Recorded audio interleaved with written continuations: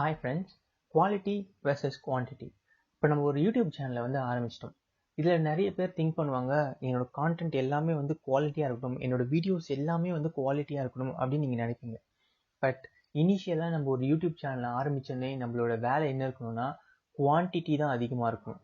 Quality வந்து இப்போ எந்த யூடியூபருமே வந்து முன்னாடி அவங்க ஸ்டார்டிங் பண்ணும்போது குவாலிட்டியில் வந்து பார்த்தோன்னா அவங்க வந்து கான்சென்ட்ரேட்டே பண்ணியிருக்க மாட்டாங்க. ஏன்னா குவாலிட்டி அப்படின்றது வந்து ஒரே நாளில் வந்துடாது. நம்ம படிப்படியாக வீடியோஸ் பண்ண தான் நமக்கு குவாலிட்டி அப்படின்னு வரும். ஸோ நம்மளுக்கு எப்போ குவாலிட்டி வரும்னா குவான்டிட்டியை அதிகமாக படுத்தினா தான் குவாலிட்டி வரும். குவான்டிட்டி அப்படின்னா என்ன? எவ்வளோக்கு எவ்வளோ அதிகமாக வீடியோஸ் போட்டுருமோ அதுதான் குவான்டிட்டி. ஸோ இப்போ ஃபார் எக்ஸாம்பிள் நான் வந்து ஒரு நாளைக்கு வந்து 10 வீடியோ 20 வீடியோ அப்படி போட்டேன்னா அதுதான் என்னோட குவான்டிட்டி.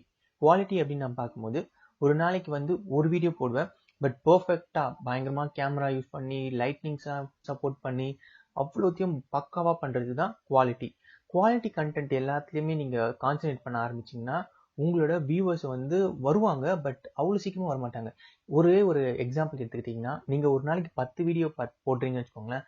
10 பேர் பார்க்குறாங்க, ஒரு வீடியோ 10 பேர் பார்த்தாங்கன்னா நமக்கு அதில் வந்து 100 பேர் பார்த்த மாதிரி ஆகும்.